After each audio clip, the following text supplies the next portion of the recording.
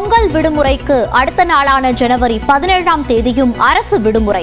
6 நாட்கள் தொடர் விடுமுறையால் மக்கள் உற்சாகம்.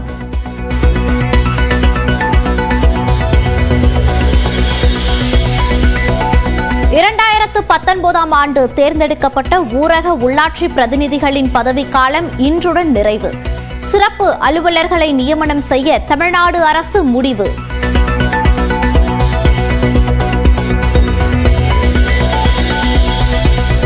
அண்ணா பல்கலைக்கழக மாணவி வன்கொடுமை வழக்கில் கைதான ஞானசேகரன் வீட்டில் புலனாய்வு குழு சோதனை.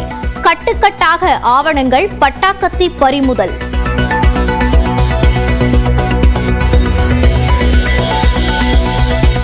மாணவி வன்கொடுமை வழக்கில் சிபிஐ விசாரணை வேண்டும். ஆளுநர் RN ரவியிடம் தமிழ்நாடு பாஜக மகளிர் அணியினர் வலியுறுத்தல்.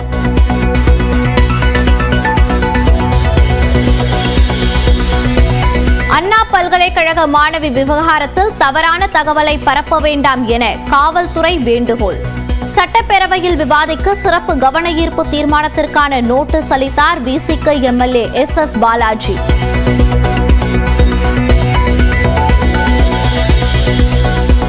மகரவிளக்கு பூஜையை முன்னிட்டு சபரிமலையில் அலைமோதும் பக்தர்கள் கூட்டம்.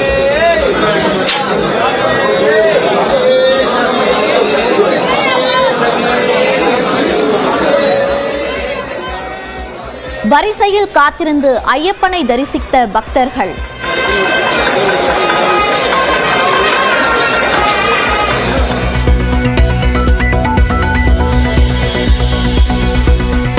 புயல் பாதிப்பை தீவிரமான இயற்கை பேரிடராக அறிவித்தது தமிழ்நாடு அரசு. பேரிடர் மேலாண்மை துறை சார்பில் அரசிதழ் வெளியீடு.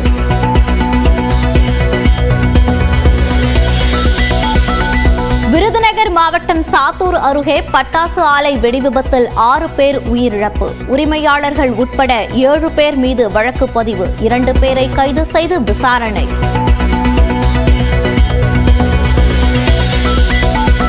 விக்கிரவாண்டியில் பள்ளி கழிவுநீர் தொட்டியில் விழுந்து உயிரிழந்த குழந்தையின் உடல் அடக்கம். பணம் வேண்டாம், நீதி வேண்டும் என அமைச்சர் பொன்முடியிடம் சிறுமியின் தாய் கண்ணீர்.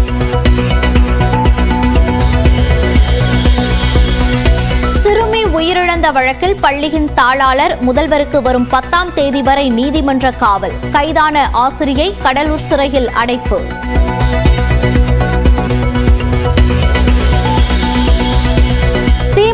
MP கதிர் ஆனந்தின் கல்லூரியில் 44 மணி நேரம் நடந்த அமலாக்கத்துறை சோதனை நிறைவு. கணக்கில் வராத பணம், முக்கிய ஆவணங்கள் பறிமுதல் என தகவல்.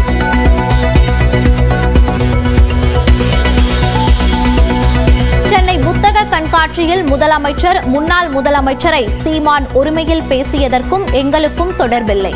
தென்னிந்திய புத்தக விற்பனையாளர் மற்றும் பதிப்பாளர் சங்கமான பபாசி விளக்கம்.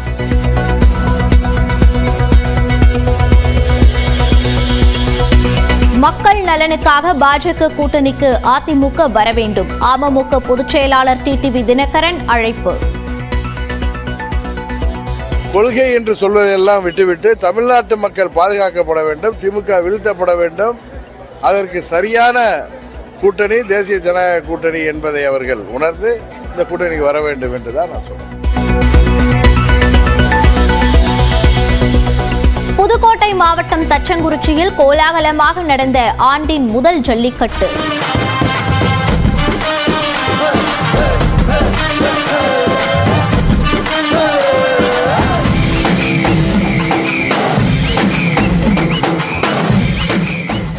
பனிரெண்டு காளைகளை அடக்கி முதல் பரிசை தட்டிச் சென்றார் மதுரையை சேர்ந்த ஸ்ரீதர்.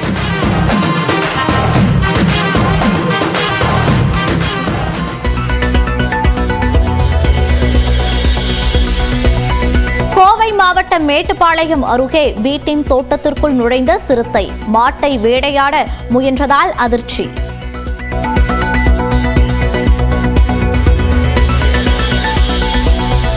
சென்னை கடற்கரையிலிருந்து தாம்பரம் செல்லும் ரயில்கள் இன்று 9 மணி நேரம் பல்லாவரம் வரை மட்டுமே இயக்கம்.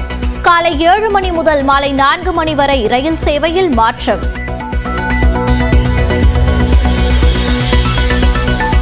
கிராமப்புறங்களில் சாதி அரசியலை பரப்பி அமைதியை சீர்குலைக்க சிலர் முயற்சி. பிரதமர் நரேந்திர மோடி குற்றச்சாட்டு. சிட்னி டெஸ்ட் கிரிக்கெட் போட்டியில் வெற்றி பெற ஆஸ்திரேலிய அணிக்கு 162 ரன்கள் இலக்கு. முதுகுவலியால் அவதிப்படும் கேப்டன் பும்ரா பந்து வீசாததால் இந்திய அணிக்கு பின்னடைவு.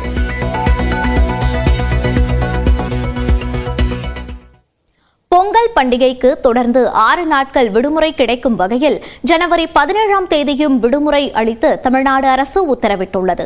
தமிழர் திருநாளான பொங்கல் பண்டிகை தை முதல் நாள் ஜனவரி 14ஆம் தேதி கொண்டாடப்படுகிறது. அதைத் தொடர்ந்து ஜனவரி 15ஆம் தேதி மாட்டுப் பொங்கலும் அதற்கு மறுநாள் திருவள்ளுவர் தினமும் கொண்டாடப்படுகிறது. ஜனவரி 18 மற்றும் 19 சனி ஞாயிறு விடுமுறை என்ற நிலையில் ஜனவரி 17ஆம் தேதி வெள்ளிக்கிழமை அன்றும் விடுமுறை அளிக்க பல்வேறு தரப்பினரும் கோரிக்கை விடுத்திருந்தனர். இந்த நிலையில் ஜனவரி 17ஆம் தேதி பொது விடுமுறை அளித்து அரசு உத்தரவிட்டுள்ளது. அன்றைய தினம் அரசு அலுவலகங்கள், பொதுத்துறை நிறுவனங்கள், பள்ளி கல்லூரிகள் மற்றும் கல்வி நிறுவனங்கள் விடுமுறை அறிவிக்கப்பட்டுள்ளது. இந்த விடுமுறை நாளை ஈடு செய்யும் வகையில் ஜனவரி 25ஆம் தேதி சனிக்கிழமை பணி நாளாக தமிழ்நாடு அரசு அறிவித்துள்ளது.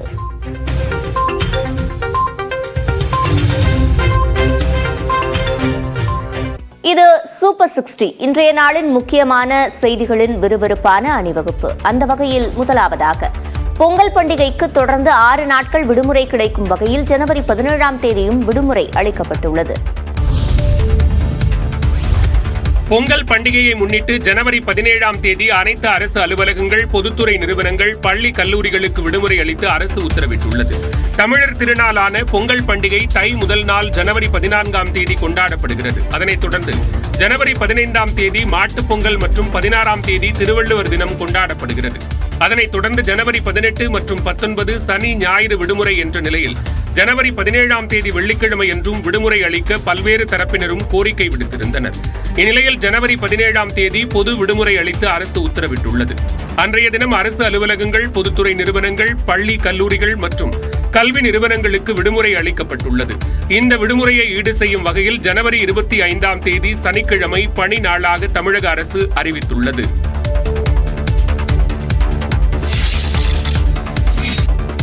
விருதுநகர் மாவட்டம் சாத்தூர் அருகே பட்டாசு ஆலையில் ஏற்பட்ட வெடிவிபத்தில் 6 தொழிலாளர்கள் பரிதாபமாக உயிரிழந்தனர். பொம்மையாபுரம் கிராமத்தில் உள்ள சாய்நாத் பட்டாசு ஆலையில் வழக்கம் போல தொழிலாளர்கள் பணியில் ஈடுபட்டிருந்தனர். பட்டாசு தயாரிக்க பயன்படும் ரசாயன கலவை செய்தபோது வேதியியல் மாற்றம் மற்றும் உராய்வு காரணமாக பயங்கர வெடிவிபத்து ஏற்பட்டது. இதில் 4 அறைகள் தரைமட்டமாகின. தகவல் அறிந்து வந்த தீயணைப்பு வீரர்கள் இடிபாடுகளை அகற்றிவிட்டு மீட்பு பணியில் ஈடுபட்டனர். இந்த கோர விபத்தில் வேல்முருகன், நாகராஜ், கண்ணன், காமராஜ், சிவக்குமார், மீனாட்சி சுந்தரம் ஆகிய 6 பேர் உயிரிழந்தனர். வெடிவிபத்தால் உயிரிழந்தவர்களின் குடும்பத்தினர் கதறி அழுதது காண்போரை கண்கலங்க செய்தது.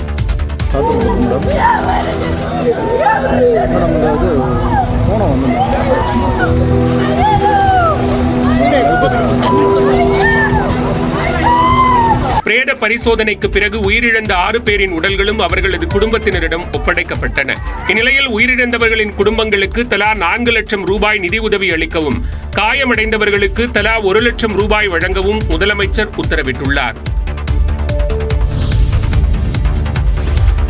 விருதுநகர் அருகே பொம்மையாபுரம் பட்டாசு ஆலை வெடிவிபத்து சம்பவம் தொடர்பாக 7 பேர் மீது வழக்கு பதிவு செய்யப்பட்டுள்ள நிலையில் 2 கைது செய்யப்பட்டுள்ளனர். பட்டாசு ஆலை வெடிவிபத்தில் சிக்கிய 6 தொழிலாளர்கள் பரிதாபமாக உயிரிழந்த நிலையில் ஆலை உரிமையாளர்களான பாலாஜி, சசிபாலன் மற்றும் போர்மேன்களான பிரகாஷ் மற்றும் பாண்டிராஜ் ஆகிய 4 பேர் மீது வழக்கு பதிவு செய்யப்பட்டது. அஜாக்கிரதையாக செயல்பட்டு உயிரிழப்பு ஏற்படுத்துதல், உரிய பாதுகாப்பின்றி தொழிலாளர்களை பணியில் ஈடுபடுத்துதல் உள்ளிட்ட 5 பிரிவுகளின் கீழ் வச்சகாரப்பட்டி காவல் நிலையத்தினர் வழக்கு பதிவு செய்தனர். இதையடுத்து வெடிவிபத்தில் தொடர்புடையதாக சதீஷ்குமார், நிரஞ்சனா தேவி, கணேசன் ஆகிய 3 பேர் மீது வழக்கு பதிவு செய்யப்பட்ட நிலையில் போர்மேனாக பணியாற்றி சதீஷ் மற்றும் கணேசன் ஆகியோரை காவல்துறையினர் கைது செய்தனர். ரசாயன வேதிப்பொருட்களை கலக்கும் போது வெடிவிபத்து நடந்திருப்பது முதற்கட்ட விசாரணையில் தெரியவந்துள்ளதாக விருதுநகர் மாவட்ட ஆட்சியர் ஜெயசீலன் தெரிவித்துள்ளார். பொம்மையாபுரம் கிராமத்தில் பட்டாசு ஆலை வெடிவிபத்தில் உயிரிழந்தவர்களின் குடும்பத்தினரை சந்தித்து மாவட்ட ஆட்சியர் ஜெயசீலன் ஆறுதல் கூறினார். பின்னர் செய்தியாளர்களிடம் பேசிய அவர் விரிவான விசாரணைக்கு உத்தரவிட்டுள்ளதாக தெரிவித்தார். காலையில் ஒரு 9:15க்கு கெமிக்கல்ஸ் மிக்ஸ் பண்ணுறப்ப ஏற்பட்ட ஒரு ஃப்ரிக்ஷன்னால ஆயிருக்குன்னு தான் ப்ரிலிமினரி இன்ஃபர்மேஷன். பட் ஒரு விரிவான விசாரணைக்கு உத்தரவிட்டிருக்கோம். தவறு நடந்தது கண்டுபிடிக்கப்பட்டால் குற்ற வழக்கு பதிவு செய்து நடவடிக்கை எடுக்கப்படும் எனவும் ஆட்சியர் குறிப்பிட்டுள்ளார். இதில் ஒரு வாரம் தான் அவங்க வேலைக்கு போயிருக்காங்க. அவங்க முறையான பயிற்சி கொடுத்துட்டு அந்த தொழிலாளர்களை பயன்படுத்தியிருக்காங்களா இல்லையான்றத விசாரணையில் தெரியும். இதெல்லாம் அடிப்படையில் அவங்க மேல் குற்ற வழக்கு பதிவு பண்ணி நடவடிக்கை. இதற்கிடையே மதுரை எஸ்பி அரவிந்தன் வெடிவிபத்து நிகழ்ந்த இடத்தினை ஆய்வு செய்து விசாரணை நடத்தினார். விருதுநகரில் ஏற்பட்ட பட்டாசு விபத்திற்கு இரங்கல் தெரிவித்துள்ள எதிர்க்கட்சித் தலைவர் எடப்பாடி பழனிசாமி திமுக அரசுக்கு கடும் கண்டனத்தையும் பதிவு செய்துள்ளார். முறையான ஆய்வுகளை மேற்கொள்ளாமல் பட்டாசு ஆலை பாதுகாப்பில் தொடர்ந்து மெத்தன போக்கை திமுக அரசு கடைபிடிப்பதாக குற்றம் சாட்டியுள்ளார். இனியாவது பட்டாசு ஆலைகளில் பாதுகாப்பு நெறிமுறைகள் முறையாக பின்பற்றப்படுகிறதா என்பதை திமுக அரசு உறுதி செய்யுமாறு எடப்பாடி பழனிசாமி வலியுறுத்தியுள்ளார். எக்ஸ் வலைதளத்தில் பதிவிட்டுள்ள பாமக நிறுவனர் ராமதாஸ், சிவகாசியில் வாரத்திற்கு ஒரு விபத்து என்பது வாடிக்கையாகிவிட்டதாக விமர்சித்துள்ளார்.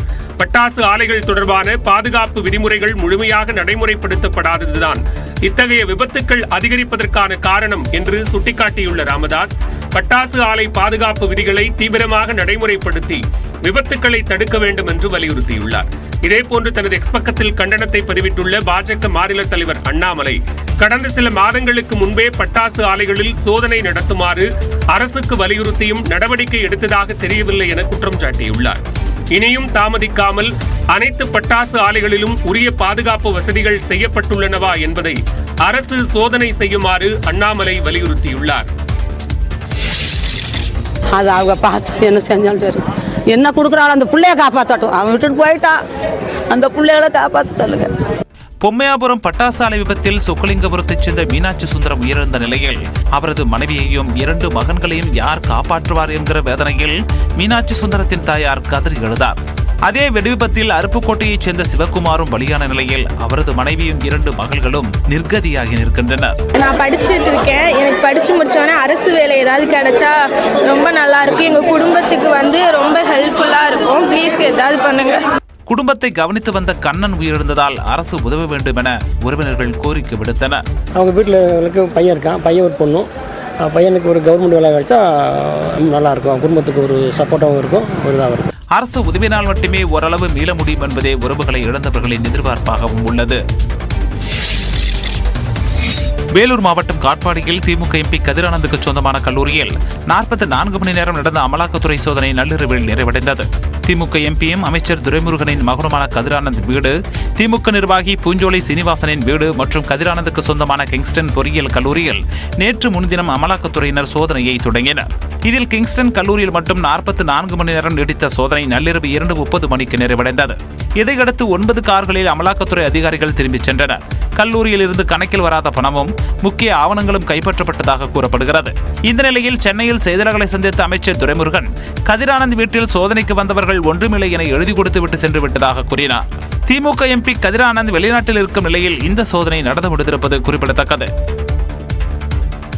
நிதி வேண்டாம் நீதி வேண்டும் என உயிரிழந்த சிறுமியின் தாய் அமைச்சர் பொன்முடியிடம் கண்ணீர் மல்க கூறினார். விக்கிரவாண்டி தனியார் பள்ளியில் உயிரிழந்த சிறுமி லியா லட்சுமியின் உடல் அடக்கம் செய்யப்பட்டது. விழுப்புரம் மாவட்டம் விக்கிரவாண்டியில் உள்ள செயின்ட் மேரிஸ் பள்ளியில் கழிவுநீர் தொட்டியில் விழுந்து லியா லட்சுமி என்ற 4 வயது சிறுமி உயிரிழந்தார்.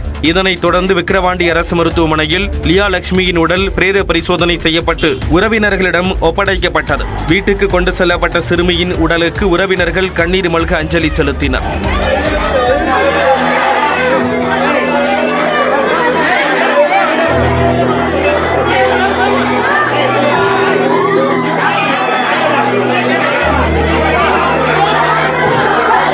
தொடர்ந்து விக்கிரவாண்டி வராக நதிக்கரையின் ஓரத்தில் சிறுமியின் உடல் அடக்கம் செய்யப்பட்டது. விழுப்புரம் மாவட்டம் விக்கிரவாண்டியில் தனியார் பள்ளியின் கழிவுநீர் தொட்டியில் விழுந்து சிறுமி உயிரிழந்த நிலையில் தங்களுக்கு பணம் ஏதும் வேண்டாம், மகளின் மரணத்துக்கு நீதி வேண்டும் என்று சிறுமியின் தாயார் அமைச்சர் பொன்முடியிடம் கூறினார். உயிரிழந்த சிறுமியின் வீட்டுக்கு சென்ற வனத்துறை அமைச்சர் பொன்முடி, விழுப்புரம் மாவட்ட ஆட்சியர் பழனி ஆகியோர் சிறுமியின் உடலுக்கு மாலை அணிவித்து மரியாதை செலுத்தினர். தொடர்ந்து உறவினர்களுக்கு ஆறுதல் கூறிய அமைச்சர் பொன்முடி, தமிழ்நாடு அரசு அறிவித்த 3 லட்சம் ரூபாய்க்கான காசோலையை வழங்கினார்.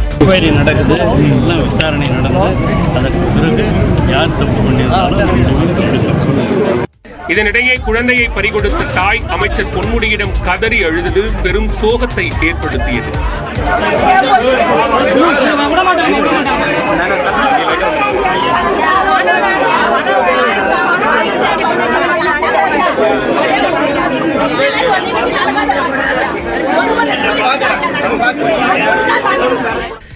கழிவுநீர் தொட்டியில் விழுந்ததை செயின்ட் மேரிஸ் பள்ளி நிர்வாகம் மூடி மறைக்க முயற்சித்ததாக மாணவியின் பாட்டி கண்ணீர் மல்க குற்றம் சாட்டினார். பச்சை குழந்தைகளை பார்க்க முடியாத நிர்வாகம் எந்த நிர்வாகம் ஏன் பார்க்கல? உள்ள சாப்பாட்டுக்கு போயிருக்குல்ல, அப்ப பாத்துக்கலாம் இல்ல, குழந்தைகளை ஹாஸ்பிட்டல்ல சேர்த்துட்டு அநாதம் சொல்லியிருக்கிறாங்க. தங்களுக்கு நடந்தது இனி வேறு யாருக்கும் நடக்கக்கூடாது எனவும் சிறுமியின் பாட்டி தெரிவித்தார். விக்கிரவாண்டி சிறுமி உயிரிழந்த வழக்கில் செயின்ட் மேரிஸ் பள்ளி தாளாளர், முதல்வர் மற்றும் ஆசிரியருக்கு 10ஆம் தேதி வரை நீதிமன்ற காவல் விதிக்கப்பட்டுள்ளது. இது தொடர்பான வழக்கு விக்கிரவாண்டி நீதிமன்றத்தில் விசாரணைக்கு வந்தபோது வகுப்பு ஆசிரியர் ஏஞ்சல் மட்டும் ஆஜர்படுத்தப்பட்டார். செயின்ட் மேரிஸ் பள்ளி தாளாளர் எமில்டா மற்றும் முதல்வர் டொமினிக் மேரி ஆகியோர் உயர் ரத்த அழுத்தம் காரணமாக விழுப்புரம் அரசு மருத்துவமனையில் அனுமதிக்கப்பட்டிருந்த நிலையில் விசாரணை நடத்தப்பட்டது. அப்போது ஆசிரியர் ஏஞ்சலை ஜனவரி 10ஆம் தேதி வரை நீதிமன்ற காவலில் அடைக்க நீதிபதி சத்யநாராயணன் உத்தரவிட்டதை அடுத்து அவர் கடலூர் மத்திய சிறையில் அடைக்கப்பட்டார். இதனிடையே நீதிபதி சத்யநாராயணன் அரசு மருத்துவக் கல்லூரி மருத்துவமனையில் அனுமதிக்கப்பட்டுள்ள பள்ளியின் தாளாளர் மற்றும் முதல்வரிடம் விசாரணை மேற்கொண்டார். தொடர்ந்து அவர்கள் இருவருக்கும் ஜனவரி 10ஆம் தேதி வரை நீதிமன்ற காவல் விதிக்கப்பட்டது. இந்நிலையில் செயின்ட் மேரிஸ் பள்ளி காவல்துறை கட்டுப்பாட்டிற்குள் கொண்டுவரப்பட்டுள்ளது.